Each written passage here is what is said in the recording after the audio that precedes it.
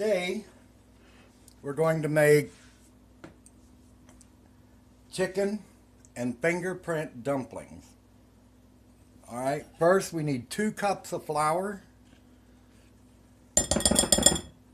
and we need about 3 tablespoons of salted butter.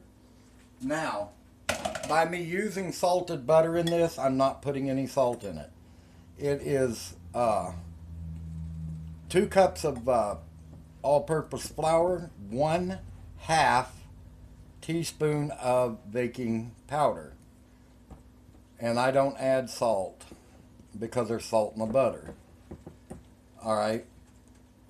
Now, as I'm making this, I've got 6 cups of chicken broth getting hot on the stove. You want it to boil and then turn it down to where it's really hot but not boiling. You don't want your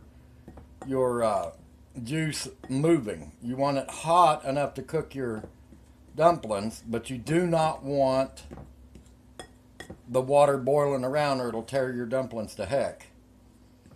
Alright, we're going to incorporate all the butter.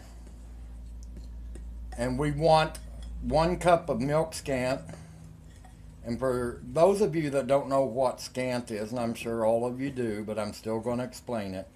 Scant means not all the way.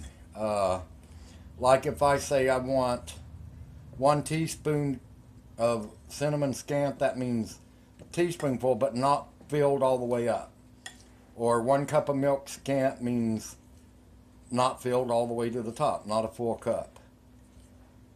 I hope that makes sense.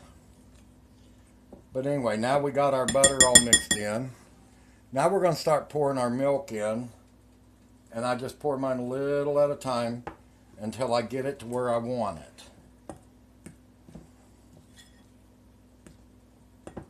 Just keep mixing.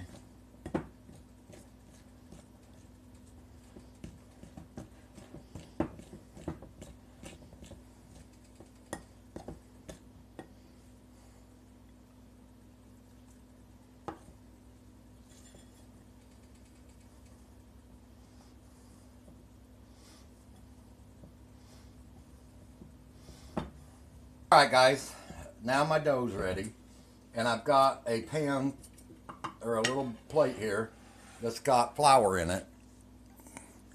Alright, now what you do is pinch you off a little bit, roll it in a ball, squeeze.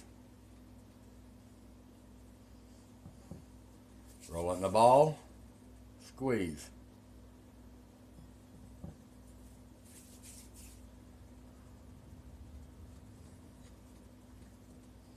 And that's how you make fingerprint dumplings.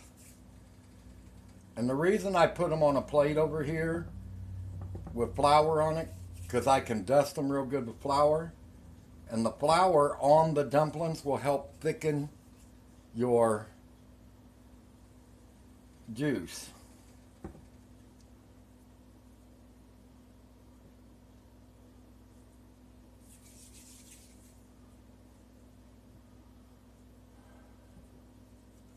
All right.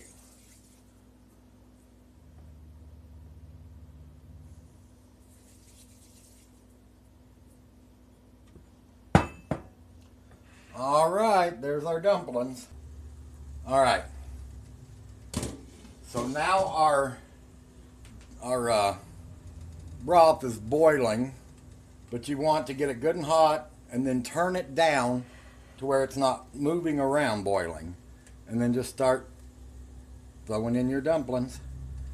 Because you don't want it boiling, because the movement will tear up all your dumplings before they can even get cooked. And it'll end up just being a big pot of mush.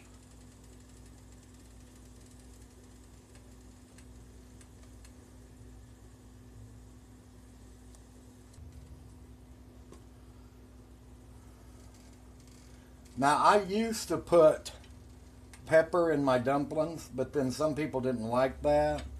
I like a lot of pepper in my chicken and dumplings. So what I do is I just make them, and then when I get me a bowl, then I add whatever amount of pepper I like for me.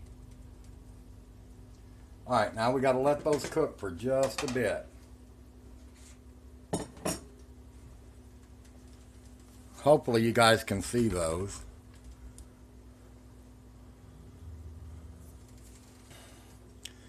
I've got 3 cups of chicken here, canned chicken. I'm going to put the lid on this and let them cook a little more.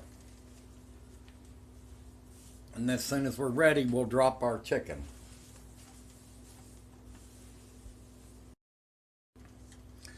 All right, now we let our dumplings cook for a little bit. I had a lid on it, that's why it's roaring, but always let them cook a bit before you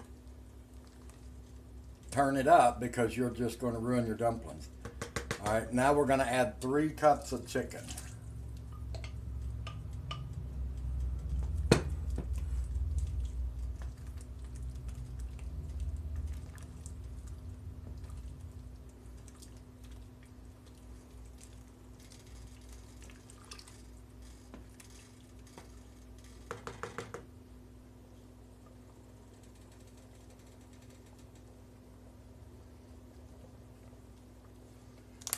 I know you guys aren't going to tell anybody that I went ahead and added some black pepper.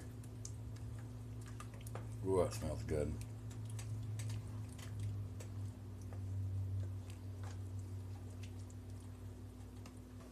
Turn it on low, and we're going to let it simmer for just a little while.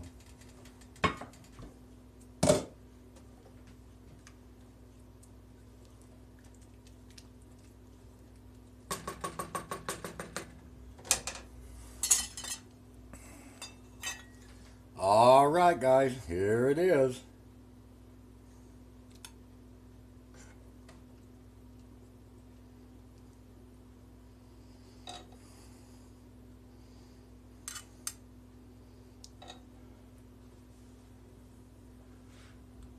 Chicken and fingerprint dumplings. You can dress the top up however you want. Crackers, pepper, chives, whatever. Really good, really quick.